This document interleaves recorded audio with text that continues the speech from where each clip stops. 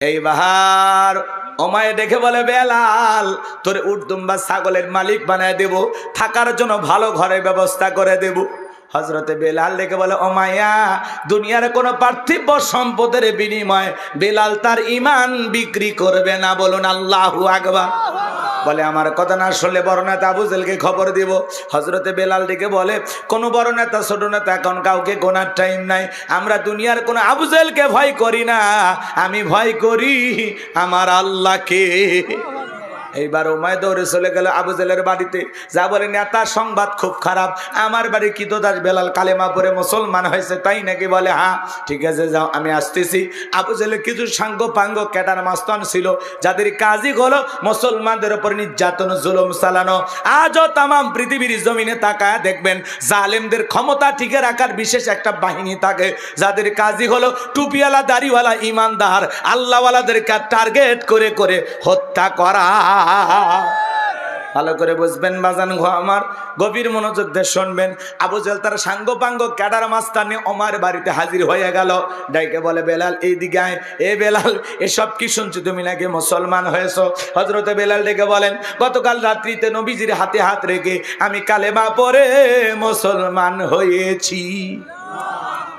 আবু জেহেল ডেকে বলে, বেলাল আমি তোরে পার্সোনাল ভাবে মহাব্বত করি, তোর ওপর একটা বিশেষ নজর ভালোবাসা কাজ করে। বেলাল তুমি যদি চাও উট দুম্বা ছাগলের মালিক বানায় দেব, থাকার জন্য ভালো ঘরের ব্যবস্থা করে দেব। ও বেলাল তুমি যদি চাও ব্যবসা বাণিজ্য করবা, দিরহাম টাকা পয়সা যা লাগে দেবো। বেলাল তুমি চাইতে দেরি, তোমার চাহিদাটা পূরণ করতে আমরা দেরি করব না। হযরতে বেলাল ডেকে বলে, আবু জেহেল রে, দুনিয়ার সব সম্পদ যদি আমি বেলালকে দিতে চাও, দুনিয়ার সব সম্পদ ছাড়তে রাজি, নবীজির কালেমা ছাড়তে রাজি নাই। আরেকটু জোরে বলেন আল্লাহু আকবার। বেলালের মতো যারা খাঁটি ইমানদার, এদেরকে টাকা দিয়ে কেনা যায় না, কিন্তু মুনাফিক মার্কা মুসলমান যারা টাকার কাছে বিক্রি হয়, তারা টাকার জোরে ফতুয়া ঘোরে, টাকা পাইলে বাতিলের 5 আটা গোলাম হয়, এক প্যাকেট বিরিয়ানি খায়া কয় ম্যাডাম আপনি জান্নাতি। গভীর মনোযোগ দিয়ে শুনবেন বাজান, আমি যে কথা বলতে চাচ্ছিলাম। এইবার আবু জেহেল ডেকে বলে, বেলাল এত বড় লোভনীয় প্রস্তাব দিলাম, রাজি হইলা না। সোজা আঙ্গুলে ঘেউ না উঠলে আঙ্গুলে একটু বাঁকা করা লাগবে, এই কথা বলে যুবকদের লিয়ে দিল, চাবুক দিয়ে পিটাও। এইবার হযরত বেলালকে চাবুক দিয়ে পিটানো শুরু হয়ে গেল বাজান। ওরা যত জোরে চাবুক মারে, বেলাল তত জোরে কালেমা পড়ে। চাবুক দিয়ে পিটাইতে পিটাইতে কালো চামড়াগুলো ফেটে রক্ত ঝরা শুরু হয়ে গেল। ইসলামের প্রথম মুয়াজ্জিন হযরতে বেলাল, এরা চাবুক দিয়ে মারতে মারতে কালো চামড়াগুলো ফেটে রক্ত ঝরতেছে। আবু জেহেল ডেকে বলে, বেলাল চাবুক দিয়ে মারতে মারতে কালো চামড়াগুলো ফেটে রক্ত ঝরতেছে, তবুও কি নবী মুহাম্মাদের কালেমা ছাড়বি না? হযরতে বেলাল ডেকে বলে, আবু জেহেল রে, মারতে মারতে যদি মেরেও ফেলে দাও, জীবনটা দিতে রাজি, নবীজির কালেমা ছাড়তে রাজি না। এবার আবু জেহেল ডেকে বলে, এই যুবকের দল, বেলালের পায়ে রশি লাগাও, উটের পায়ের সঙ্গে বাঁধো, মরুভূমির উত্তপ্ত গরম বালিতে বেলালকে ছেঁচড়াইয়া ছেঁচড়াইয়া নিয়ে ঘোরো। আরবের বালিগুলো এত গরম, চাল দিলে মুড়ি হয়ে যায়, সেই উত্তপ্ত গরম বালিতে হযরত বেলালকে ছেঁচড়াইয়া ছেঁচড়ে ঘোরা হচ্ছে। বারলা গাছের কাটাগুলো জিব্বার ভিতরে পেরেকের মতো মারা হলো। বিকেল বেলা নিয়ে এসে বলে, বেলা চাবুক পিটাইলাম, পায়ে রশি লাগাই নিয়ে ঘুরলাম রে বেলাল, তবুও কি নবী মুহাম্মদ সাল্লাল্লাহু আলাইহি সাল্লামের কালেমা ছাড়বি না? হযরতে বেলাল দেখে বলে, আবু জেহেল রে, মারতে মারতে যদি মেরেও ফেলে দাও, বেলালের নিঃশ্বাস থাকবে যতদিন, বেলাল ইসলামের পথে টিকে থাকবে ততদিন। আবু জেহেল একবার ডেকে বলে, হে যুবকের দল, বড় একটা পাথর নিয়ে আসা বেলালের বুকের উপরে চাপায়া দাও। বিশাল বড় একটা পাথর নিয়ে আসা হযরতে বেলালের বুকের উপরে চাপায়া দিয়া আবু জেহেল মনে করলো পাথরের চাপার আঘাতে বেলাল মারা যাবে। এই কথা ভেবে কাফেররা চলে গেল। হযরতে বেলাল বুকের উপরে বিশাল বড় পাথর, হাত বাঁধা পা বাঁধা, রক্তাক্ত জিহ্বা বানিয়া তবুও জিকির করতেছে কা। হে বগুড়ার মুসলমানেরা, আপনাকে জিকির করার জন্য কেউ মারে না, পেটে না, ধমক দেয় না, তবু আমরা কপাল পরে আল্লাহর জিকিরি করি না।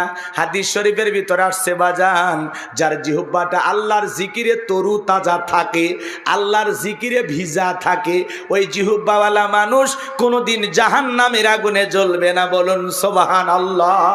ফাযকুরুনি আযকুরুকুম ওয়াশকুরুলি ওয়ালা তাকফুরুন। তোমার ভাইয়েরা গভীর মনোযোগ দিয়ে কথাগুলো শুনে যান। হযরতে বেলাল রক্তাক্ত জিহ্বাটা নাড়াইয়া চোখের কোণা দিয়ে পানি ঝরতেছে, আল্লাহর জিকির করতেছে, আর আল্লাহকে ডেকে বলেন, আল্লাহ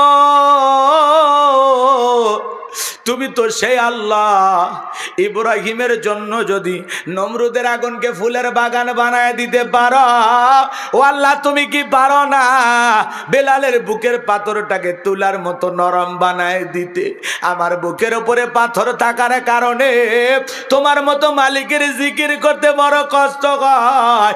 ও আল্লাহ তুমি কি পারো না বেলালের বুকের পাথরটাকে তুলার মতো নরম বানায় দিতে? হযরতে বেলাল দোয়া করতে দেরি, আসমানের মালিক আল্লাহ দোয়া কবুল করতে দেরি করে নাই। বেলালের বুকের পাথরটাকে আমার আল্লাহ তুলার মতো নরম বানিয়ে দিয়েছে। বেলালের নিঃশ্বাসের সাথে পাথর ওঠে আর নামে, বলেন আল্লাহু আকবার।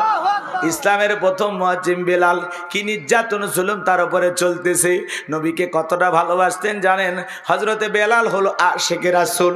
আমরা তো এখন সাইনবোর্ড লাগাই আশিকে রাসূল। আশিকে রাসূল কারে বলে জানেন? হযরতে বেলাল নবীজি যখন মক্কা নগরীতে পথ চলতে একবার ডানে যায় একবার বামে যায়, নবী জিজ্ঞাসা করে, বেলাল বুঝি না একবার ডানে যাও আর একবার বামে যাও, কারণটা কি? বেলাল দেখে বলে, নবী আপনি কালেমার দাওয়াত দিন, ইসলামের প্রচার প্রসার করেন, ওই কাফেরা হলো আপনার শত্রু, আপনাকে টার্গেট করে যদি ডান থেকে তীর নিক্ষেপ করে, নবী গো ওই তীরটা যেন সর্বপ্রথম আমি বেলালের বুকের ভিতরে ঢোকে। আবার মনে মনে ভাবি, ওরা যদি বাম থেকে তীর নিক্ষেপ করে, ওই তীরটা যেন সর্বপ্রথম আমি বেলালের বুকের ভিতরে ঢোকে। আমি বেলাল মারা গেলে ইসলামের ক্ষতি হবে না, আপনি নবী মারা গেলে ইসলাম আর মাথা উঁচু করে সামনের দিকে দাঁড়াতে পারবে না। বলেন আল্লাহু আকবার। আশিক রাসূল বেলাল, নবীর পাগল বেলাল, সেই বেলালের উপর নির্যাতন জুলুমের কথা বিশ্ব নবীর কান পর্যন্ত যখন পৌঁছে গেল, নবী তখন ডেকে বলল, আবু বকর বেলালের কষ্ট আর সহ্য হয় না, যাও যাও তুমি আমার বেলালের জন্য একটা কিছু করো। হযরত আবু বকর সিদ্দিক রাদিয়াল্লাহু তাআলা আনহু কয়েক গুণ দাম বেশি দিয়ে গোলামীর জীবন থেকে হযরত বেলালকে আজাদ করলেন, মুক্ত করলেন। বলুন আল্লাহু আকবার। এই যখন ইসলামের অবস্থা, একদিকে সন্তান হারানোর ব্যথা, অন্যদিকে সাহাবায়ে কিরামদের উপর নির্যাতন জুলুম, এই জন্য নবীজির মনটা ভীষণ খারাপ, মুখটা মলিন, চোখের কোনা দিয়া অশ্রু ঝরতেছে। নবীর যখন মন খারাপ, নবীকে সান্ত্বনা দেওয়ার দায়িত্ব কার? আর একটু জোরে কন। আমার আল্লাহ ডেকে বলে, জিবরাইল আমার বন্ধুর মা নাই, বাবা নাই, আমি স্যার আমার বন্ধুর কেউ নাই রে জিবরাইল, আমার বন্ধুর মনটা হয়েছে ভারী, আমি আল্লাহ সইতে নাহি পারি। লাহু মাহফুজ থেকে সূরা কাউসার নিয়ে যায় আমার হাবিবের উপরে নাজিল কর তাড়াতাড়ি। এটা জোরে কর আল্লাহু আকবার। আমার নবী ডেকে বলে, আনাস আমার মনটা কেন খারাপ তোমরা জানো, কিন্তু আমার মুস্কি হাসি দেওয়ার কারণ হলো এই মাত্র আসমান থেকে জিবরাইল এসে আমার উপরে সূরা কাউসার নাজিল করলো। বিশ্ব নবী তখন সাহাবায়ে কিরামদের সামনে মুস্কি মুস্কি হাসলেন আর সূরা কাউসার তিলাওয়াত করে শুনিয়ে দিলেন। আপনারাও হালকা করে মুস্কি মুস্কি হাসবেন আর আমার সঙ্গে তিলাওয়াত করুন, ইন্না আ'তাইনাকাল কাউসার ফাসাল্লি লিরাব্বিকা ওয়ানহার ইন্না শানিয়াকা হুয়াল আবতার। আল্লাহু আকবার। কষ্ট হয়। আল্লাহ রাব্বুল আলামিন বলেন, ইন্না আ'তাইনাকাল কাউসার। অবশ্যই আমি আল্লাহ পাক আপনাকে হাউজে কাউসার দান করেছি। এই পৃথিবীর অন্য কোন নবী রাসূলকে আল্লাহ রাব্বুল আলামিন হাউজে কাউসার গিফট করেন নাই, হাউজে কাউসার দান করেন নাই। আপনার আমার নবীকে আল্লাহ পাক স্পেশাল ভাবে মোহাব্বত করে ভালোবাসা হাউজে কাউসারের মালিক বানায় দিয়েছেন। বলেন আল্লাহু আকবার। এজন্য আল্লাহ রাব্বুল আলামিন বলেন ইন্না আ'তাইনাকাল কাউসার। আল্লাহ রাব্বুল আলামিন বলেন নিশ্চয়ই আমি আল্লাহ পাক আপনাকে হাউজে কাউসার দান করেছি। ও বগুড়ার মুসলমান শুনে যান, জেনে যান, এ হাউজে কাউসারের পানি দুধের মতো সাদা, মধুর চাইতে মিষ্টি, পানির মতো ক্লিয়ার। ওই কঠিন কিয়ামতের ময়দানে যেদিন বিচার দিবস কায়েম হয়ে যাবে বাজান, ওই বিচার দিবসের একদিন হবে 50,000 বছরের সমান।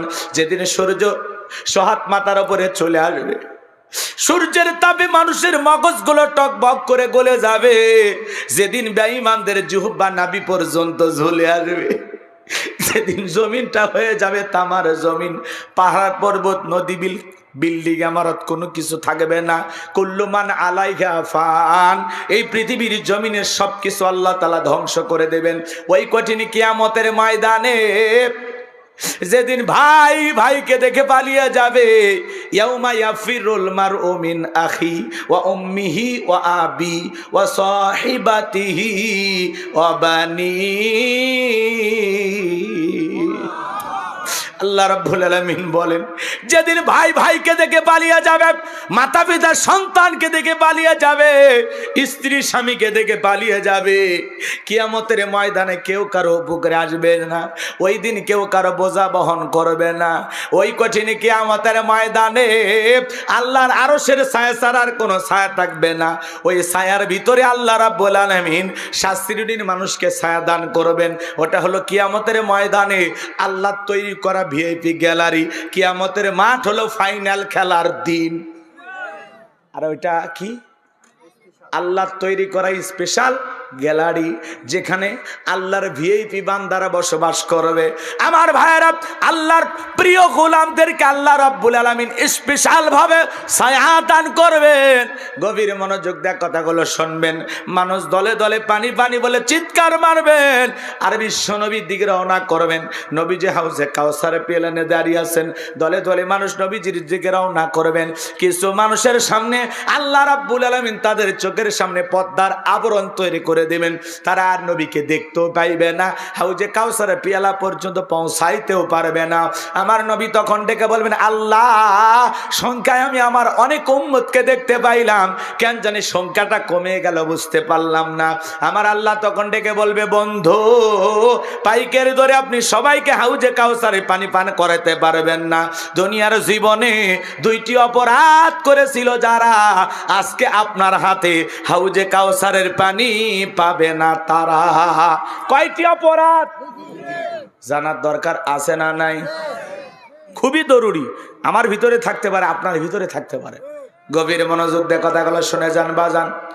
নবীজি হাউজে কাউসারের পিয়ালানে দাঁড়িয়ে আছেন, নবীজিকে আপনি দেখবেন আর নবীজির হাতের হাউজে কাউসারের পিয়ালার পানিটা পান করবেন। কিয়ামতের ময়দানে নবীজির হাতে এক পেয়ালা হাউজে কাউসারের পানি যদি পান করতে পারেন, জান্নাতে ঢোকা পর্যন্ত আপনারা তৃষ্ণা লাগবে না, তৃষ্ণা মিটে যাবে। বলুন সুবহানাল্লাহ। এদিকে তাকান, হযরত আবু বকর সিদ্দিক রাদিয়াল্লাহু তাআলা পিয়ালাগুলো ভরায়া দিবেন। মাঝখানে দাঁড়িয়ে থাকবেন হযরত ওমর। হযরত ওমর বিশ্ব নবীর হাতে দেবেন আর নবীজি তার আদরের উম্মতদেরকে খুঁজে খুঁজে কিয়ামতের ময়দানে হাউজে কাউসারের পানি পান করায় দিবেন। নবীজিকে দেখাও হবে, নবীজির হাতে প্রথম হাউজে কাউসারের পানি পান করা হবে। এই দৃশ্যের মুখোমুখি আল্লাহর কোন গোলামেরা হতে চান? দুইটা হাত তুলে আমার আল্লাহকে দেখান। আমার ভাই গভীর মনোযোগ দিয়ে কথাগুলো শুনবেন বাজান। হাউজে কাউসারে পানি পান করতে গেলে কাজ করা লাগবে দুইটি। আল্লাহ তাআলা সেটা 2 নাম্বার আয়াতে জানিয়ে দিলেন। সবাই একটু জবান ছেড়ে বলুন ফাসল্লিলি রাব্বিকা ওয়ানহার। বলেন বলেন ফাসল্লিলি রাব্বিকা ওয়ানহার। ফাসল্লিলি, 1 নাম্বার হলো ফাসল্লিলি রাব্বিকা, রবের উদ্দেশ্যে সালাত নামাজ হবে একমাত্র কার জন্য? একটু জোরে বলেন কার জন্য? কুল ইন্না সালাতি ওয়া নুসুকি ওয়া মাহইয়ায়া ওয়া মামাতি লিল্লাহি রাব্বিল আলামিন।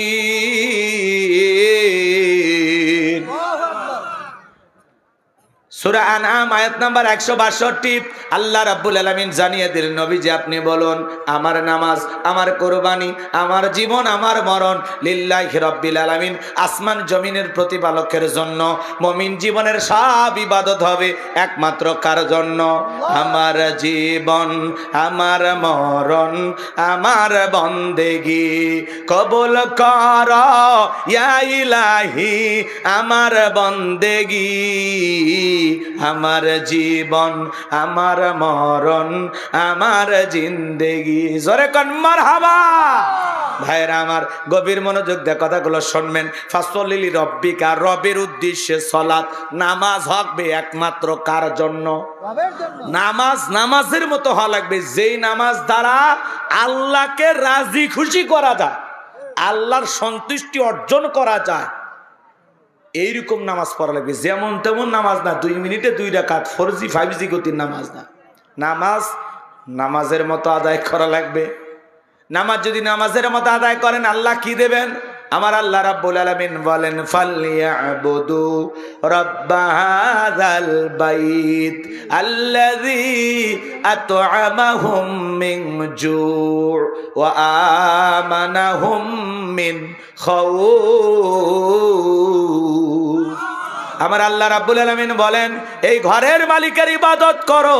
ইবাদত যদি ইবাদতের মতো হয়, নামাজ যদি নামাজের মতো হয়, বান্দারে তুমি যদি 5 ওয়াক্ত সালাতে মাথা নত করে আমি আল্লাহর কুদরতি কদমে সিজদা দিতে পারো, তোমার নামাজ যদি নামাজের মতো হয়, আমি আল্লাহ তোমাদেরকে 2টা জিনিস দেব।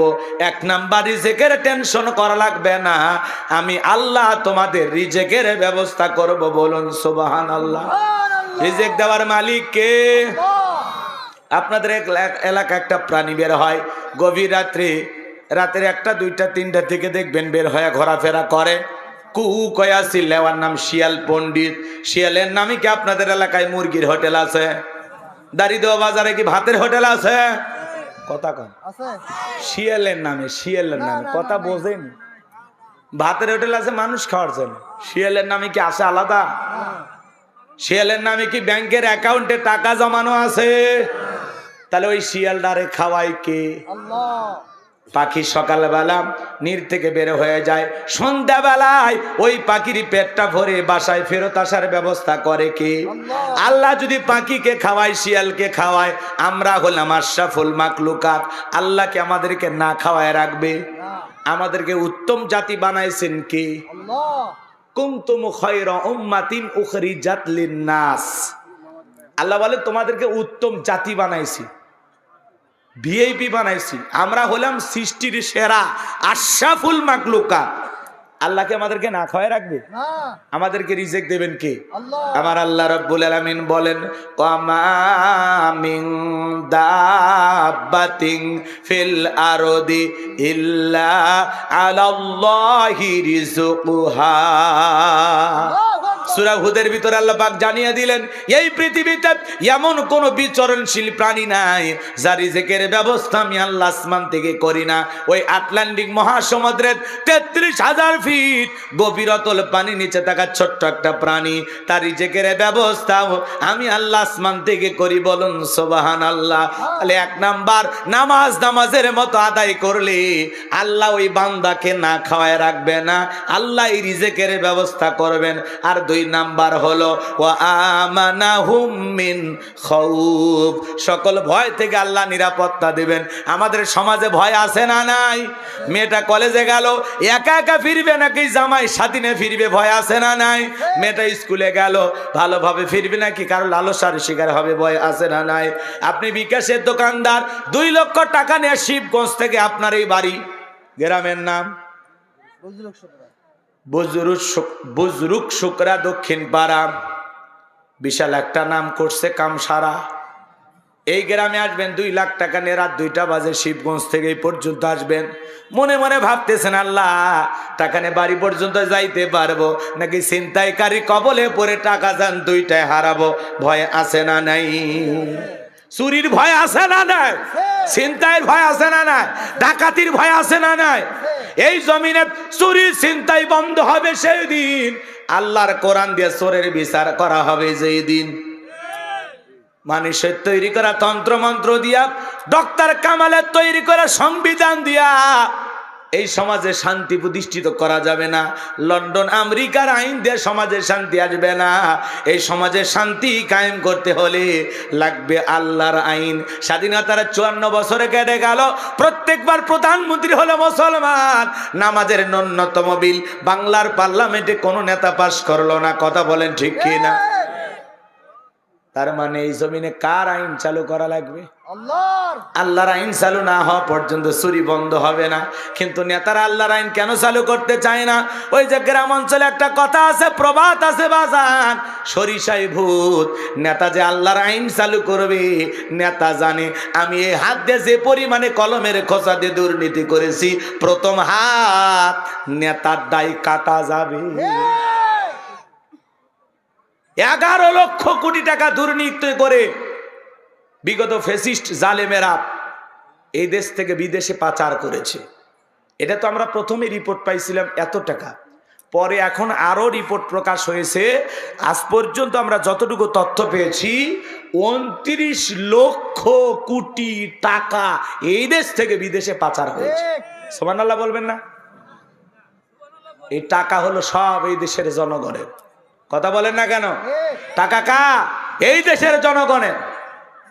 ওরা বিদেশে বেগম পাড়া বানায় আর আমাদেরকে উন্নয়নের জোয়ারে সিঙ্গাপুরে ভাসিয়ে মানে বিশাল কিছু বলে ফেলে দেয়। কথা কন না কেন? যত উন্নয়ন তত বেশি দুর্নীতি। কথা বলেন না কেন? রাগ করতেছেন না? বললে আপনারা মন খারাপ করেন মনে হয়। এ বাজা, এই সমাজের নেতা যদি সৎ হয়, বিশ্বাস করেন এই জমিনে আল্লাহ এত বরকত দিয়েছে, 10-15 বছর লাগবে না, অল্প কয়েক বছরই এই দেশকে দারিদ্র মুক্ত করা সম্ভব। পৃথিবীর উন্নত দেশের মতো আমাদের দেশটাকেও পৃথিবীর সবার সামনে মাথা উঁচু করে বাংলাদেশ হয়ে পুরো পৃথিবীর সামনে মাথা উঁচু করে দাঁড়াবে। কথা বলে ঠিক কিনা? শুধু সৎ নেতার দরকার। দুর্নীতি করে বিদেশে পাচার করে এমপি মন্ত্রী কেউ আছে? সব পাইলে গেছে। কথা কন না কেন? কোটি কোটি টাকার দুর্নীতি করেছিল, আজকে কোটি কোটি টাকার গাড়ি গুলো পড়ে আছে, এমপি মন্ত্রী নাই, সব পাইলে গেছে। আছে আছে। মন্ত্রীরা সব কোথায় গেল? এমপিরা সব কোথায় গেল? কোথায় কাদের কাকা? ওদের সারা দেশটা এখন লাগে ফাঁকা ফাঁকা। পালাবো না, পালাবো না, পালাবো না, যায় না তাদের দেখা। ওদের সারা দেশটা এখন লাগে ফাঁকা ফাঁকা। আইন মন্ত্রী আটকে গেল আইনেরই ফাঁকে, দাড়ি সারা দরবেশটারে ভণ্ড ভণ্ড লাগে। দাড়ি কাটে নৌকে চড়ে পালাছে, ওরা জীবন দিয়েছে তাও নৌকে ছাড়েনি। দাড়ি কাটে পালাছে, কি মনে করছেন?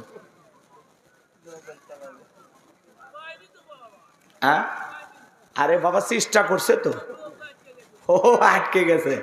দাড়ি সারা দরবেশটারে ভণ্ড ভণ্ড। আমি কি বলবো? আপনারা মনে রাগ করতেছেন না? এগুলো নাই বলি, কষ্ট হচ্ছে, তাহলে একটু জবাব দেওয়া লাগবে। এ যুবক, বলবো বলবো। শুনেছি ভাই কত নেতা নেত্রী খাইতেছে ভাই ডান্ডা, বিচারপতি কালা মানিকের ফাটিয়েছে নাকি আন্ডা। এটা আমার খবর না, মিডিয়ার খবর। ওই বিচারপতি শামসুদ্দিন মানিক আল্লামা সাইদি হুজুরকে মৃত্যুদণ্ডের রায় দিয়েছিল। আমরা বলতে চাই ওই একই ট্রাইব্যুনালে বিচারপতি মানিককেও মৃত্যুদণ্ডের রায় দিতে হবে। এই সেই কুখ্যাত বিচারপতি মানিক যে টকশোতে আমার বোনকে অপমান করেছিল, জুলাই আন্দোলনের সবাইকে রাজাকারের বাচ্চা বলে গালি দিয়েছিল, 116 জন আলেমের তালিকা করে দুদকের কাছে জমা দিয়েছিল।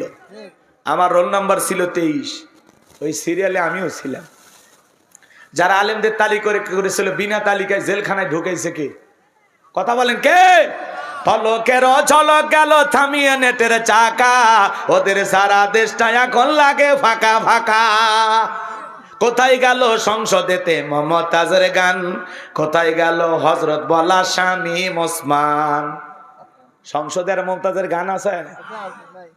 শামীম ওসমান আছে? 70 রাকাত তাহাজ্জুদ পড়তো, বিরাট বড় আল্লাহর ওলি দাবি করতো, কিন্তু 24 সালের 5 আগস্টে ভাগ্যে কি আছে আল্লাহর ওলিরা জানে না, সব গাট্টি গুট্টি গোছায় পালাই গেছে। কথা কোন ঠিক কে না?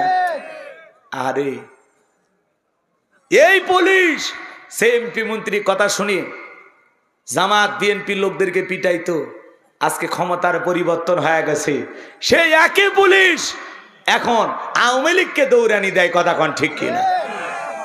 ক্ষমতা একই পুলিশ আওয়ামী লীগের কথা শুনিয়া বিএনপি জামাতের লোককে পিটাইছে, ধরছে, জেলখানায় বন্দি করছে। এখন আবার সময় পরিবর্তন হয়ে গেছে, ওই একই পুলিশ আওয়ামী লীগ যেখানে পাইতেছে পিটাইতেছে, ধৈর্য ধরে জেলখানায় নিয়ে যাচ্ছে। কথা কোন ঠিক কিনা? কি সময়! আহা, আমার ভাইরা দিল দিয়ে কথাগুলো বোঝার চেষ্টা করবেন বাজান। এই জন্য এই সমাজে চুরি বন্ধ করতে হলে লাগবে আল্লাহর আইন। জোরে বলেন কার আইন? আল্লাহ থেকে 1500 বছর আগে আইন দিয়েছেন, ওয়াসারিকু ওয়াসারিকাতু ফাকতাউ আইদিয়াহুমা জাযাআম বিমা কাসাবা নাকালাম মিনাল্লাহ। সূরা মায়েদার 38 নম্বর আয়াতে আল্লাহ আইন দিয়েছেন, চোর পুরুষ হোক আর নারী হোক, আল্লাহর বিধান, আল্লাহর ফয়সালা। অপরাধ যদি প্রমাণিত হয় চোরের হাত কেটে দাও। একটা চোরের হাত কেটে সোশ্যাল মিডিয়ার মাধ্যমে ফলাও করে যদি প্রচার করা হতো, বাংলার পার্লামেন্টে আইন পাশ করা হয়েছে, চুরি করলেই অপরাধ প্রমাণিত হলে চোরের হাত কেটে দেওয়া হবে। একটা চোরের হাত কেটে 2-3 ঘন্টা পর পরে প্রত্যেকটা চ্যানেলে যদি এই দৃশ্য দেখানো হতো, বাংলাদেশ সমস্ত চোরেরা তওবা করে আল্লাহর ওলি হয়ে যেত।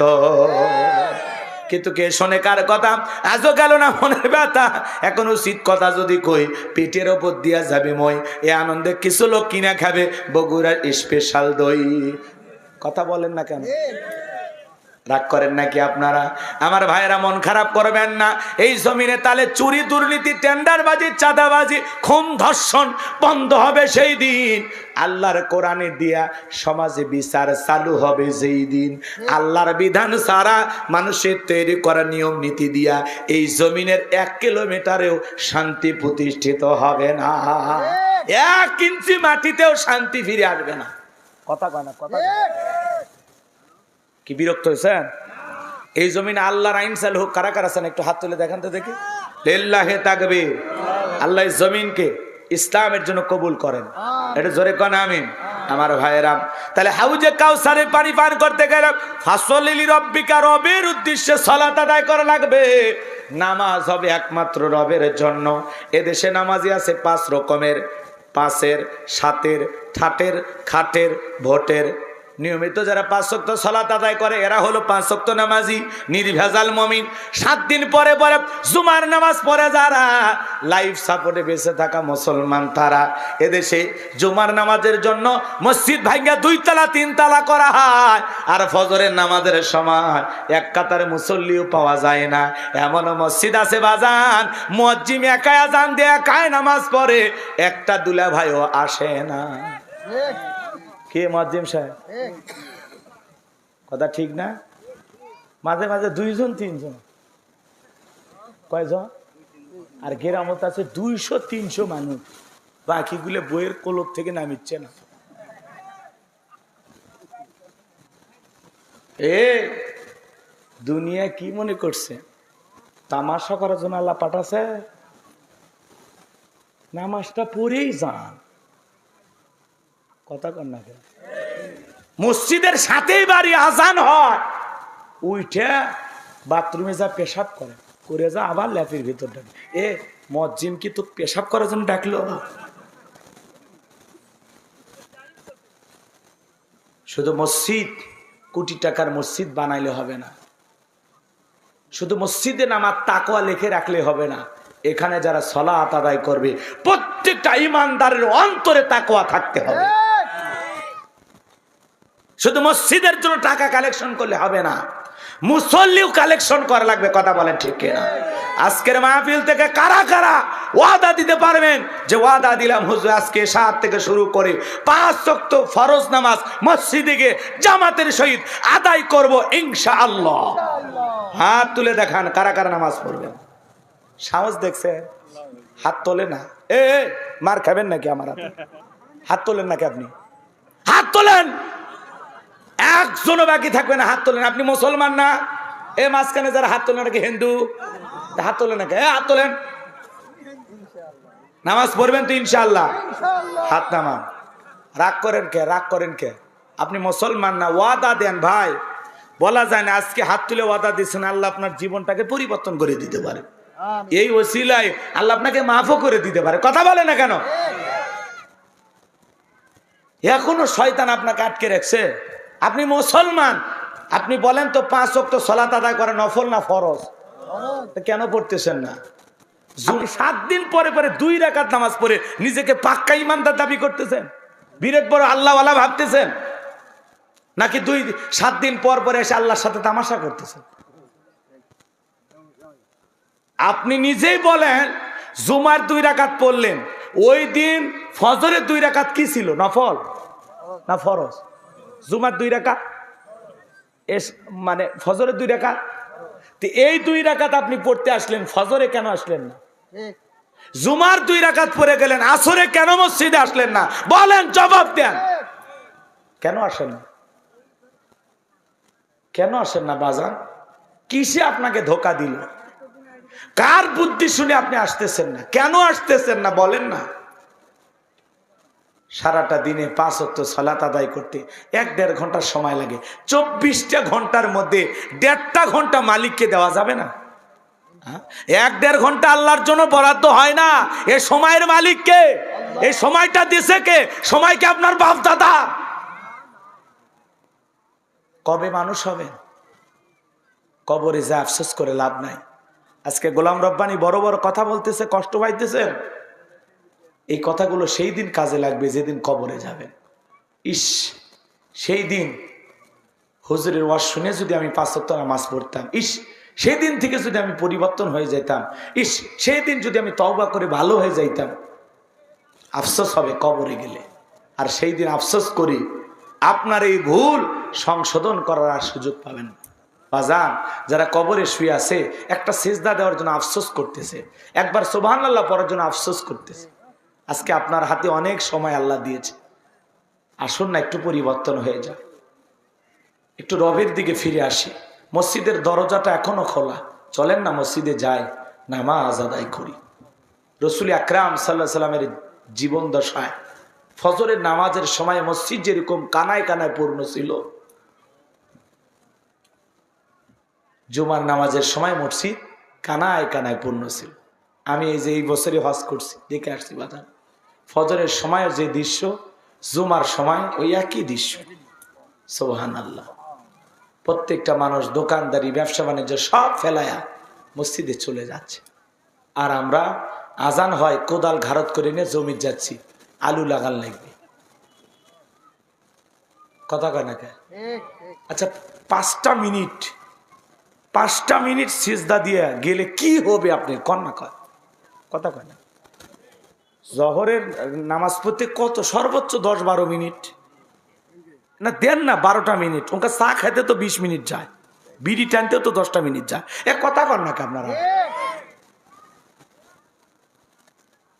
পা 2টা আগায় দেন, আমি পা ধরি, দেন বাজান, পা 2টা আগায় দেন। আমি আপনাদের পায়ে হাত রেখে বললাম আজকে থেকে আর নামাজ কাজা করেন। নবীজি রুহটা বের হয়ে যাবে এমন মুহূর্তে নবীজি কয়েকটি কথা বললেন, উম্মতের উদ্দেশ্যে বলে গেলেন, ও আমার উম্মতেরা, আসসালাত আসসালাত, নামাজ ছেড়ো না, নামাজ ছেড়ো না। নবীজি রুহটা বের হয়ে যাচ্ছে, নবীজি ইন্তিকালের সময় উম্মতকে মেসেজ দিয়ে গেলেন, ও আমার উম্মতেরা, আসসালাত আসসালাত, নামাজ ছেড়ো না, নামাজ ছেড়ো না। আজকে শুধু মসজিদটা কোটি টাকা দিয়ে টাইলস দিয়ে দামি বানাইলে হবে না। আগের মসজিদ ছিল কাঁচা, কিন্তু মুসলমানদের ইমান ছিল পাকা। বর্তমানে মসজিদ হচ্ছে পাকা, মুসলমানদের ঈমান হয়ে যাচ্ছে কাঁচা। আগেকার মানুষদের ছিল অভাব, বড় ভালো ছিল তাদের স্বভাব। বর্তমানে মানুষদের নাই কোনো অভাব, নষ্ট হয়ে গেছে চরিত্র আর স্বভাব। জবানের দাম নাই। আগের মানুষ যদি বলতো এই উত্তর পাড়ার এই জমি তো, ফিরেও তাকাইতেন, ওই দিক হয় পেশাবও করতো না। আর এখন দলিল করে দেও 3 বার বেড়া দিয়ে দখল করে, কয় তখন 10,000 টাকা ছিল, এখন 1 লাখ টাকা শতক, আরো দে। কথা কয় নাকি? হাই রে, সিটের বাটটা দিয়ে ভরে গেছে বাজান। রাগ করতেছেন আপনারা? তাহলে আল্লাহর রাস্তে 5 ওয়াক্ত সালাত আদায় করবেন তো ইনশাআল্লাহ। তাহলে হাউজে কাউসারের পানি পান করতে গেলে 1 নাম্বার কাজ ফাসাল্লি লিরাব্বিকা, রবের উদ্দেশ্যে সালাত, নামাজ হবে আল্লাহর জন্য। কার জন্য? পড়বো তো ইনশাআল্লাহ। যেমন তেমন নামাজ না। ফাওয়াইলুল লিল মুসাল্লিন আল্লাযীনা হুম আন সালাতিহিম সাহুন। হতভাগা, দুর্ভাগা, কপাল পোড়া সে সমস্ত নামাজি যারা লোক দেখানোর উদ্দেশ্যে সালাত আদায় করে। লোক দেখানোর উদ্দেশ্যে সালাত বোঝেন না, ঠেকাত পরে বিয়ে বাড়িতে বেড়াবার গেছে, মসজিদে হঠাৎ করে গল্প করতে করতে আজান হচ্ছে, আল্লাহু আকবার, আল্লাহু আকবার। বিয়ে বলতেছে, বিয়ে আমি 3 বার হজ করছি, ত্রিপল হাজি, আমি জামাত ছাড়া নামাজ পড়ি না, আপনি থাকেন। আর ওইদিকে ছেলের যে বাপ আছে, মনে করেন উদাহরণ, ও করছে আমি তো ঠিক মতো নামাজই পড়ি না, কিন্তু বিয়ে মসজিদে যাচ্ছে, না গেলে তো। তখন বলতেছে, বিয়ে আমি হজ না করলে কি হবে, আমরা যে একেবারে পড়ি না তা না, মাঝে মাঝে একটু এদিক সেদিক হয়, চলেন নামাজেই যাই। মানে বেকায়দায় পড়ে, পরিস্থিতি তাকে বাধ্য করছে নামাজ পড়ার জন্য। কথা বলেন ঠিক কিনা? এইরকম না, এই নামাজে কোনো কাজে আসবে না, এই নামাজটা কোনো কাজে, নামাজ পড়া লাগবে আল্লাহর খুশির জন্য, বিয়েকে খুশি করার জন্য না। নেতা ভোটের আগে নামাজি সাজে, ওই নামাজি না। কথা বলেন। কয়েকটা ভোট পাওয়ার আগে নির্বাচনের ভাষণ দিতে দিতে যখন আজান হয় মসজিদে যায়, আসরের নামাজ 3 বার পড়ে। খেজুর গাছ দেখেও সালাম দেখ, আসসালামু আলাইকুম। চাঞ্চেরা কয় নেতা, এটা তো মানুষ কেটে খেজুর গাছ, মনে করছে আমি, মানে নেতা বলতেছে আমি মনে করছি এটা একটা ভোটার। বোঝেন না? নির্বাচনের আগে এসে মাথা ঠিক থাকে না, তখন এসে টুপি দাড়ি, মনে আসমান থেকে জিবরাইলের খালাতো ভাই এলাকায় ঘুরতেছে। আছে না না? ভোট নেওয়া শেষ, কোটটাই পরে ঘুরতেছে। নেতার গাড়ির সামনে জনগণ এখন গেলে, ভোটের আগে গেলে মানে গাড়ি আটকে আটকে গল্প করবি, আর নির্বাচনের পরে ওই গাড়ির ধার দিয়ে গেলে ওই ড্রাইভার অক্ষয় পিছিয়ে থুয়ে যায়। কথা কর না, কথা কর না, চিনবি না আপনার। আর আপনি 1.5 টাকার বিড়ি আর চা খায় স্লোগান দিচ্ছেন, বল্টু ভাইয়ের চরিত্র ফুলের মতো পবিত্র, নামাজ মানে একক্ত, গাঁজা খায় 5 ওয়াক্ত, ঘুম চুরিতে পাকা পোক্ত, শয়তানের 1 নাম্বার ভক্ত, হুজুর যে জন্য খুবই শক্ত, সুচে খাই গরিবের রক্ত। কথা কয় না। পোস্টারে লেখা আছে সেবা করার সুযোগ দিন, আসলে ওই জায়গায় সিরিয়াল লেখা লাগবি ধনী হওয়ার সুযোগ দিন। কথা কর না কেন? নির্বাচনের আগে সাইকেল কেনার টাকা নাই, সেই নেতা খালি কোনো মতো একটা দলীয় পদ পাইলে, আর ছোটখাটো নেতা হলে ওর গাড়ি বাড়ি টাকার অভাব নাই। কথা কন, কথা কন। ঠিক বলছি? কয়েকদিন আগের ইতিহাসই তো দেখলাম, ঘুরলো রাস্তাঘাটে, এখন গাড়ি নিয়ে ঘুরিচ্ছে। আছে না নাই? কি এই 11-10 মাসে কে টাকা দিয়ে গেছে জিবরাই? আমাদের তো পরিবর্তন হয় না, আপনাদের এত পরিবর্তন আসলো কোথা থেকে? পাইলেন কি? খনি পাইছেন? কথা কন না কে? সেদিন এক জায়গায় ওয়াজ করলাম, বলতে যে হুজুর এই যে বাজারটা দেখিচ্ছেন, এখান থেকে বর্তমান এক নেতা আছে, উনি প্রত্যেক দিন 2 লাখ করে পাচ্ছে। কয় লাখ? 2 লাখ। কোন দলের বলার দরকার আছে? কি দরকার? খাওয়ার জন্য আল্লাহ দুনিয়াত বলে বেঁচে রাখছে। এই জন্য এই সমাজে পরিবর্তন আনা কঠিন বাজার, যতদিন পর্যন্ত আপনারা ভালো না হবেন। কথা কন না, আপনারা ভালো হওয়া লাগবে। জনগণ সৎ, নেতাও সৎ। জনগণ 1 নাম্বার, নেতা 1 নাম্বার। জনগণ 2 নাম্বার, নেতা হবি 6 নাম্বার। জনগণ সিটার, নেতা হবি বিশ্ব সিটার। অতএব আমরা আগে ভালো হই, ভালো মানুষকে আমরা সমাজের নেতা বানাবো। আগামীতে সৎযোগ্য নির্ভীক আল্লাহওয়ালাদেরকে সমাজের নেতা বানানো লাগবে। কথা বলে ঠিক কিনা? যাদের হাতে আমাদের দেশটা নিরাপদ, দেশের আমানত নিরাপদ, যারা দুর্নীতি করবে না। কথা বলেন। এই ছেলে কি হয়েছে? কি হয়েছে? কোন কথা খারাপ হয়েছে বাবা? কোন কথা খারাপ হয়েছে? তোমরা গল্প করতেছ? গল্প করো না মায় না, এদিকে শোনো। কষ্ট হচ্ছে? নেতার কথা বললে জলে? তোমরা কি সবাই নেতা নাকি? আমি তো জানি আপনারা শ্রোতা। এই প্যান্ডেলের ভিতরে যারা আছে সবাই কি শ্রোতা? এখানে নেতা নাই। পরে বাইরে যা নেতৃত্ব দেবেন, বিশাল নেতৃত্ব দেবেন, কোনো সমস্যা নেই। সম্মানিত ভাইয়েরা আমার, তাহলে নামাজের মতো আদায় করা লাগবে। পারবেন তো ইনশাআল্লাহ? আর কথা বাড়াবো না বাজান। 2 নাম্বার হলো ওয়ানহার। ওয়ানহার মানে কোরবানি করা। নিজের আমিত্বকে কোরবানি করা, অহংকারকে কোরবানি করা, নিজের ভিতরে থাকা পশুসুলভ আচরণকে কোরবানি করা, নিজের জন্য জানমাল কোরবানি করা, আল্লাহ রাব্বুল আলামিনকে খুশি করার জন্য সময়, জানমাল, অর্থকে কোরবানি করা, দেশের জন্য শহীদ আবু সাইদের মতো, মুগ্ধের মতো কোরবানি হওয়া। কথা বলেন ঠিক কিনা? ভালো করে বোঝার চেষ্টা করবেন বাজান। কোরবানি করা মানে খালি গরু ছাগল জবাই করে না। 7 জন একটা গরু ভাগে কেনে, 4 জন দড়ি ধরে টানে, পিছন থেকে 3 জন ঠেলে। এমন দুর্বল গরু, যেই গরুর উপরে বয়স্ক ভাতা ওয়াজিব, এমন গরু জবাই করলে কোরবানি হবে না। কোরবানি স্থান পর্যন্ত হাঁটে যাওয়ার শক্তি নেই, কোলে করে নিয়ে যায়। আছে না? না কথা কয় না, কথা কয়। হুজুর বলতেছে ভাই এরকম দুর্বল গাভী জবাই করা যাবে না। আল্লাহ বলেছেন তাসুরুন নাদিরিন, চমৎকার হুষ্টপুষ্ট দেখতে সুন্দর এমন একটা গাভী জবাই করা লাগবে।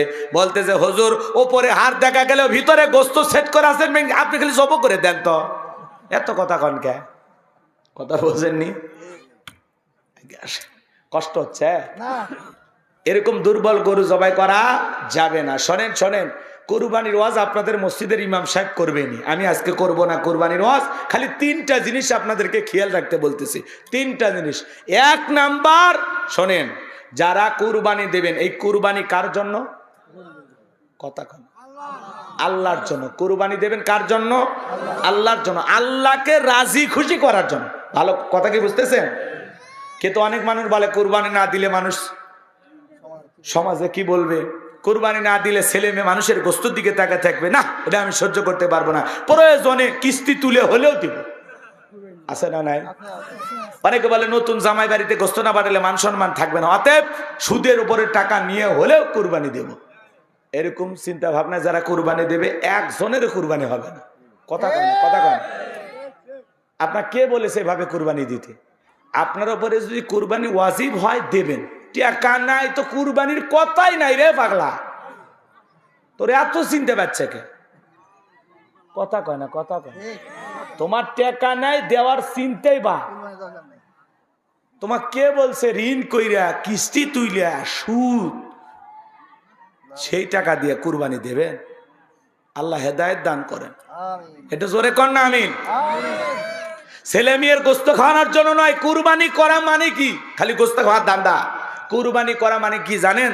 ত্যাগ করা, স্যাক্রিফাইস করা, বিলিয়ে দেয়া, বন্টন করা। ভোগের নাম কুরবানি নয়, ত্যাগের নাম কুরবানি। নিজে না খাইয়া অন্যের মুখে হাসি ফুটানোর নাম কুরবানি। আর খালি ফ্রিজ ভরাচ্ছেন। আর হুজুরের কাছে মাসলা জিজ্ঞাসা করেন, কতদিন কুরবানির গোস্ত ফ্রিজে রেখে খাওয়া জায়েজ? হ্যাঁ, হুজুর তখন বলতে হয় যতদিন গোস্ত আছে, এই কুরবানির গোস্ত পরের কুরবানি পর্যন্ত নিয়ে যায়। আছে না? না হাই রে মুসলমান। আবার অনেকে বড় সড়ো গরু কেনে, কুরবানির পরে ছেলে মেয়ের গোস্ত, মানে ওই গোস্ত দিয়ে ছেলে মেয়ের বিয়েও পারিয়ে দেয়। কি চিন্তা ভাবনা! আল্লাহ হেদায়েত দান করেন। এটা জোরে কর না আমিন। কষ্ট হচ্ছে আপনাদের? এই নিয়তে কুরবানি দেবেন না। প্রতিবেশী কত গরিব দুঃখী মানুষগুলো, আপনার প্রতিবেশী, আহারে মশলা বাইটা, আদা রসুন বাইটা বৈশা আছে। ছোট ছোট বাচ্চাগুলো বলে মা মশলা রেডি, রান্না করো না কে? কয় বাবা একটু অপেক্ষা কর, প্রতিবেশী কুরবানি করছে, একটু পরে গোস্ত দিয়ে যাবে।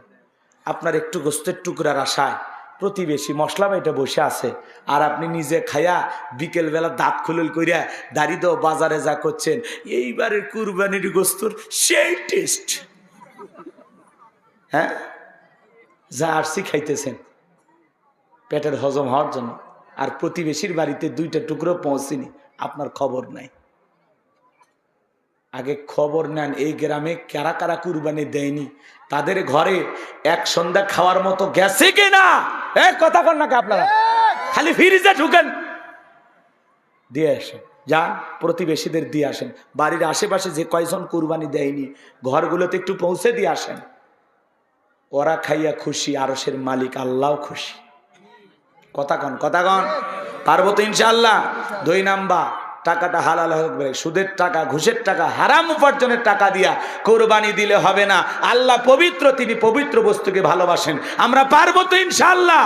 আর 3 নাম্বার হলো ফাসল্লিলি রব্বিকা ওয়ানহার, সালাত আদায় করবো যে রবের জন্য, কোরবানি সেই রবের জন্য।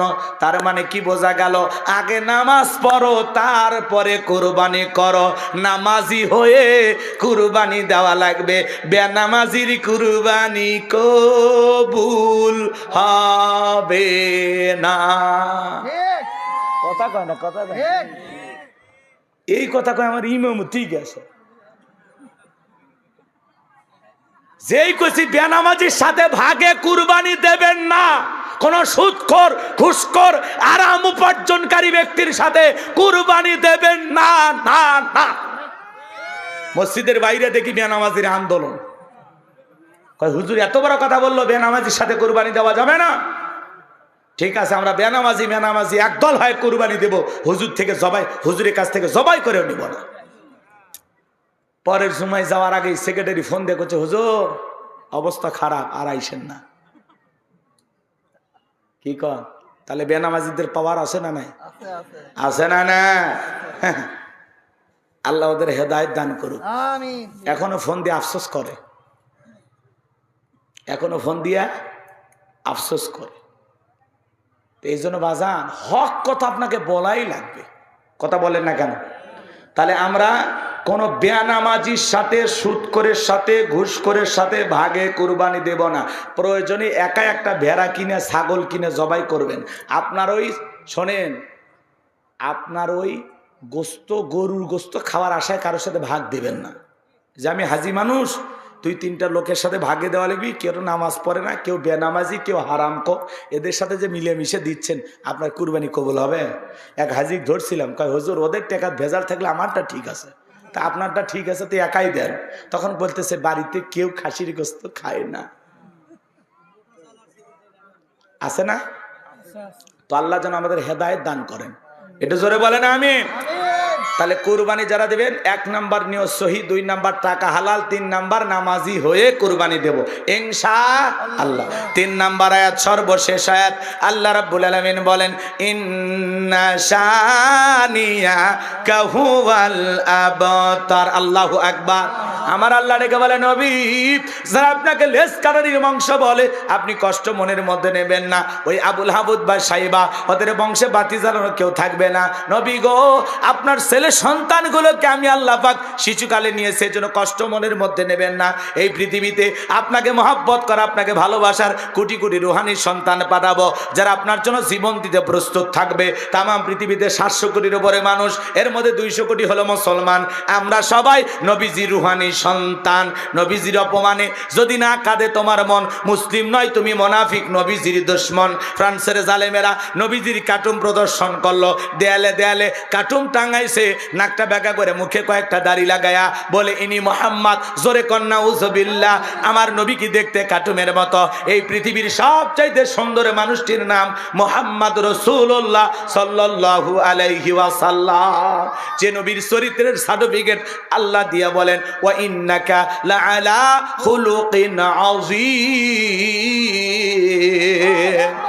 আল্লাহ বলেন, নবী গো, আপনি হলেন পুত পবিত্র মহান চরিত্রের অধিকারী। আজিম আরবিতে এমন একটি শব্দ যার গভীরতা মাপা যায় না। যে নবী 63 বছরের জিন্দেগিতে একটি মিথ্যা কথা বলেন নাই, এমন বিশ্ব রেকর্ড পৃথিবীর আর কোন নেতার আছে? সেই নবীকে নেতা মানতে রাজি আছেন?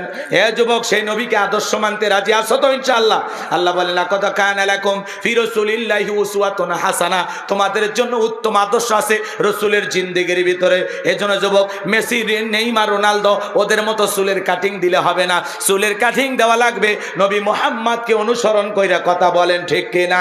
মেসি, নেইমার, খ্রিস্টান ওদের স্টাইলকে ফলো করলে ওরা জাহান্নামে যাবে, তোকেও জাহান্নামে নিয়ে যাবে। আর নবী মুহাম্মদকে আদর্শ মানলে নবী মুহাম্মদ তোমাকে জান্নাতে নিয়ে যাবে। নবীর আদর্শ নিজের জীবনে বাস্তবায়ন করলে নবীজির সুপারিশ প্রাপ্ত উম্মত হইয়া আমরা জান্নাতে যেতে পারবো। পারবো তো ইনশাআল্লাহ? আমার ভাইয়েরা, নবীকে গালি দিবে যারা, অবৈধ যারা সন্তান তারা। ওলীদ বিন মুগীরা নবীকে অকাত্য ভাষায় গালিগালাজ করে।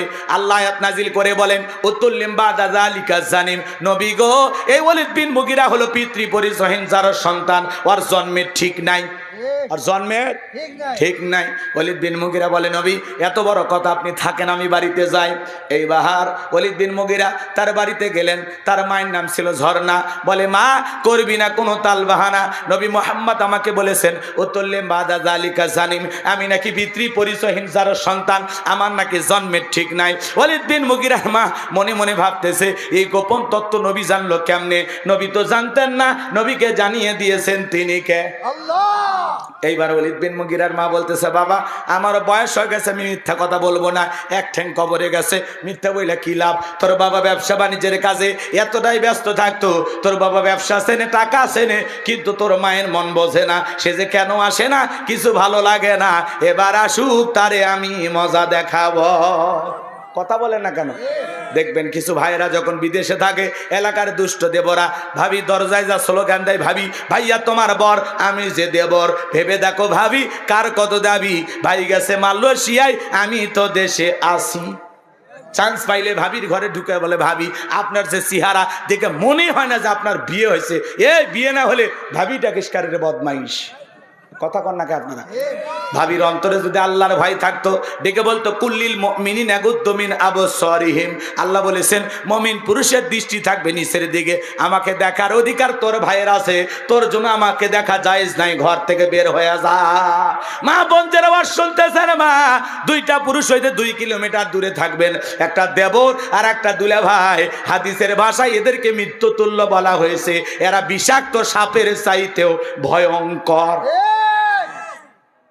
কথা কন না কে? গোপনে গোপনে মা বোন হাজারো দেবর দুলা ভাইয়ের দ্বারা নির্যাতনের শিকার হয়, মুখ ফুটে বলতে পারে না। পারিবারিক জীবনে আমাদের এত সমস্যার পিছনে মূল যে কারণ, সেটা হলো পর্দা। কথা কন না? ঘরে কি পর্দা আছে? যুবতী শালী দুলা ভাইয়ের সাথে দেখা করতেছে, পর্দা নাই। আবার এমনও দুষ্ট দুলা ভাই আছে, শালী যদি একটু কথা না বলে বাড়ির যা বইয়ের ওপর গরম দেখায়, তোর বাপের বাড়িতে আমাকে যাবার খবর না, তোর বোনের কি হয়েছে রে, আমি গেছি, আমার সামনে আসে না, কথা বলে না, ভাব দেখায়। খবরদার, যারা এই ধরনের কথা বলবে এরা হলো লুচ্চা দুলা ভাই। কথা কর না কে? তো শালী সামনে আসা লাগবে কে? বউ আছে না তোর? কয়টা লাগে? বিয়ে করার একটা যা মজা টের ভাসে না, 2-3টা বিয়ে করবো, পরে বুঝবো জীবনের জ্বালা কত, বইয়ের হাতে মার খাওয়া লাগবে। কথা কর না কে? কথা কর না কে? তোমার মায়ের পেটের বোনটাও যেমন, তোমার স্ত্রীর বোনটাও তেমন। তো কার দিক তাকাইছো? ডাইলগ মারো, বইয়ের সাথে শালি ফিরি, সাবানের সাথে হুইল ফিরি, ফাইজলামি করো না। এগুলো ডাইলগ দিয়ে ইসলাম চলে না বাজা। কথা কয় না কে? এগুলো বলা হবে না, ফিরে আসা লাগবে। এই দাদা নানা আছেন না আপনারা, আপনাদের যে নাতিন দুষ্টুমি করে কর না, এটা আমার ছোট বউ, এগুলো বলা যাবে না, খবরদার।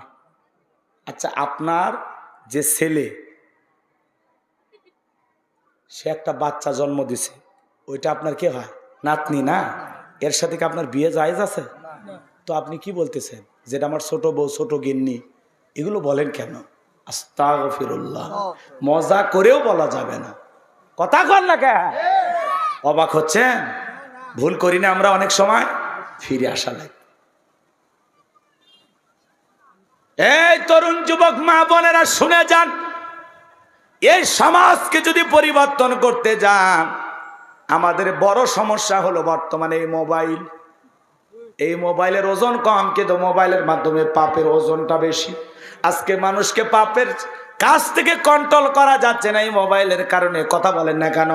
ঘরে দরজা লাগায় একা একা যুবক যুবতী উল্টা পাল্টা ভিডিও দেখতেছে, আর মাথার তার ছিঁড়ে যাইতেছে। কথা বলবো এক লাইন, রাগ করবেন না তো? দেশে মোবাইল আইছে, চিঠি বন্ধ হইয়াছে, দিওয়ানা বানাইছে, পোলা মাইয়ার মনের কথা ভাসে বাতাসে। ও দেখো পোলা পানের মন বাদা ফেসবুকে এখন, মোবাইলে চ্যাটিং কইরা কাটায় সারাক্ষণ। এই মোবাইল পাইয়া দেখো মদনের মাইয়া, এই মোবাইল পাইয়া দেখো রমজানের মাইয়া কি কাণ্ড ঘটাইছে, স্বামী সংসার রাইখা নাকি পালায়া গেছে। 2 বাচ্চার মা, 4 বাচ্চার মা পরকীয়া প্রেম করে আর একটা ছেলের হাত ধরে পালিয়ে যায়। কথা বলে না কেন? যে নারী স্বামী রেখে সন্তান রেখে আর একটা পর পুরুষের হাত ধরে পালিয়ে যায়, ওটা নারী জাতির কলঙ্ক, ওটা ডাইনি রাক্ষসী মহিলা। কেমনে পারো মা স্বামী রেখে সন্তান রেখা আর একটা পর পুরুষের হাত ধরতে? কেমনে পারো? স্বামীর কথা কি মনে পড়লো না? বাচ্চাদের কথা কি তোর মনে থাকলো না? এ কথা কর না কে? বাড়ি জামালপুর চলে আসছে বগুড়ে, এসে একটা ছেলের বাড়িতে অনশন ধর্মঘাট করতেছে। বলতেছে মা তোমার বাড়ি কোথায়? কয় জামালপুর। এই গ্রামে? কয় বল্টু। কি করছে? কয় মোবাইলে 3 বছরের প্রেম। তো এখন কি সমস্যা? কয় আমরা স্বামী স্ত্রীর মতো হোটেলে ছিলাম। আর কি? কয় এখন আমার পেটে 3 মাস। বল্টু আমার ফোন ধরে না, বিয়ে না করলে আমি আত্মহত্যা করে মারা যাব। তো মরে যাওয়াই উচিত। বিয়ের আগে কাম করছো কে? এ কথা কর না কে? পরকীয়া প্রেম কত অভিশাপ। এই যে রাজশাহী এক জজ, এই জজের বইয়ের সাথে নাকি একটা ছেলে পরকীয়া করত। ওই স্যাংরা যা তুল কালাম কাণ্ড করে ফেলে দিছে। বলতেছে আমি সুচিকে ছাড়া বাঁচবো না। লুসি না সুচি ওই মহিলার নাম, যাই হোক। তো এই ছেলেটা এই পরকীয়ার প্রেমিক জজের বাড়িতে গেছে জজের বইয়ের সাথে দেখা করবে। এই ঘটনাকে কেন্দ্র কইরা ধস্তাধস্তি মারামারি, এক পর্যায়ে জজ সাহেবের ছেলে আসছে মাকে বাঁচানোর জন্য। এমত অবস্থায় পরকীয়ার প্রেমিক যেভাবে হোক আঘাত করছে, যার ফলে জজ সাহেবের ছেলে মারা গেছে। পরকীয়ার বলি হইল ছেলে। কথা কর না কেন? জজের ঘরে যদি পরকীয়ার প্রেমিক ঢোকে, বিচার নেবেন কোথায়? বিচার আছে দেখো জজের বইয়ের সাথে পরকীয়া, এটা মানা যায়? এ কথা কর না কে? কথা কর না কে? আমি হুজুর ওয়াজ করতেছি, আমার বউ যদি পরকীয়া করে তাহলে দুঃখ রাখবেন কোথায়? তাইলে ঘটনা তাইলে বেঁচে থাকার সে মরে যাওয়া ভালো না চাচা? জজ সাহেব বিচার করে, রায় দেয়, হাজারো মানুষের তার কলমের খোঁচা দিয়ে তার রায় দিয়ে সমাধান হয়, অথচ তার স্ত্রী পরকীয়া প্রেম করে, জজ সাহেব টেরই পায়নি যে আমার লুসি কার ঘরে গেছে, টেরই পাই। নামও কি লুসি, কার ঘরে যায় ফুলতেছে লুসি আল্লাহ ছাড়া কেউ জানে। হাই রে জীবন, রাগ করতেছেন নাকি বাজান? এই পরকীয়া একটা করোনা ভাইরাসের চাইতে বড় ভাইরাস। এই অভিশাপে হাজারো পরিবারে অশান্তি অশান্তি অশান্তি। আর এই পরকীয়ার দিক দিয়ে কারা এগিয়ে জানেন? 80% মহিলারা পরকীয়া করে, 20% পুরুষ। তার মানে কি নারীরাই এগিয়ে। কথা কন নাকি আপনারা? একটা নারী যদি চায় যে আমি আমার স্বামী ছাড়া পৃথিবীর কোনো পুরুষকে আমার জীবনে স্থান দেব না, তাম পৃথিবীর পুরুষেরা যুদ্ধ করেও ওই নারীর মন জয় করতে পারবে না। কথা বলে ঠিক? নারী যেরকম নরম ওই রকম গরম, ওই রকম কঠিন ইচ্ছা করলে। কিন্তু অধিকাংশ নারীরা স্বামীর সাথে চা তাই ব্যবহার করে, স্বামীর সাথে একটু ভালোভাবে কথা হয় না, তো এজন্য পরপুরুষ দেখে রোমান্টিক সুর বের হয়। ভাইয়া কোথা থেকে বলছেন? আমাকে কেন ফোন দিয়েছেন? আমি তো মিস বিউটি, করতে চাই শয়তানের সাথে ডিউটি। আমি তোমার মতো পুরুষকে খুঁজছি। কি সুন্দর রোমান্টিক আলাপ পর পুরুষের সাথে আর স্বামীর সাথে। এ যাও তো, সরে যাও, বাজারত যাও, ভাল লাগে না, বাড়ির থেকে কম খালি ডিস্টার্ব করতেছে। হ্যাঁ, স্বামীর সাথে কুকুরের মতো ঘেউ ঘেউ করে।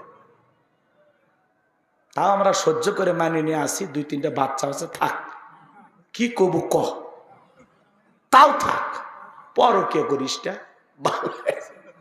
আল্লাহ হেদায়েত দান করেন, জোরে কর না আমিন। কষ্ট হচ্ছে আপনাদের? আর একটা ভাইরাস কি টিকটক ভিডিও। টিকটক ভিডিও বোঝেন না? নারী পুরুষ সবাই টিকটক করতেছে এখন। হ্যাঁ, যার বউ টিকটক ভিডিও করে সেলিব্রিটি হয়েছে, ইউটিউব ইন্টারনেটে যার টিকটক ভাইরাল হয়ে গেছে, এই স্বামীর উচিত তার বউয়ের পা ধুয়ে পানি খাওয়া। এই আপনার বউ টিকটক ভিডিও করে মানুষক শরীর দেখাইতেছে, সব হচ্ছে না গুনাহ হচ্ছে? ওই স্বামীর বেঁচে থাকার চেয়ে মরে যাওয়া ভালো না? এই বউ হলো পার্সোনাল জিনিস, পাবলিসিটি করার জিনিস। কথা কয় না, কথা কয়। আপনার বইয়ের রূপ সৌন্দর্য দেখার মতো পৃথিবীতে একজন মাত্র পুরুষ, সেটা হলো আপনি। আমার বউ সেজে গুজে আমি দেখবো, অন্য পর পুরুষকে দেখতে দেব না। আমার বউ একান্তই আমার, ওইদিকে কারো নজর দিতে দেব না। কথা কন না কি আপনারা? আর আপনার বউ টিকটক ভিডিও করে, ফেসবুকে সুন্দর করে সাজে ছবি আপলোড করে, আবার কিছুক্ষণ পরে আপনাকে বলে, ও গো মুখের বাপ দেখেছো, আমার এই নীল কালারের শাড়ি পরা ছবিটা ফেসবুকে দিয়েছি, 11,000 লাইক। আরে মদন মফিজ করছে, অনেক সুন্দর হয়েছে তো। হাই রে মুসলমান, আপনার বইয়ের ছবি ফেসবুকে। সুবহানাল্লাহ, নাউজুবিল্লাহ, একটু জোরে খান। টিকটক আছে না নাই? ওদেশে টিকটক আসিয়া সব গেল ভাসিয়া, সিদ্দিক সোরা নায়ক হইছে আইডি খুলিয়া, হিরো আলম নায়ক হইছে আইডি খুলিয়া। চেনেন না হিরো আলম? আজকে গ্রেফতার করছে পুলিশ। বউ ছাড়ে দিছে, ছাড়ে দিছে, জামিন পাবি তো, পাওয়ার আছে না হিরো। বাপ রে বাপ, বউ তালাক দিছে, দুধ দিয়ে গোসল করছে, সেই বউ আবার মামলা করছে, সেই মামলা আজকে হিরো আলম গ্রেপ্তার। আবার হিরো মানুষ, আশেপাশে অনেক জনগণ, তার সমর্থকের অভাব নাই, আবার ছাড়াও পাইছে। তাহলে এগুলো নাটক না, মানে দেশের একটা নিউজ হচ্ছে।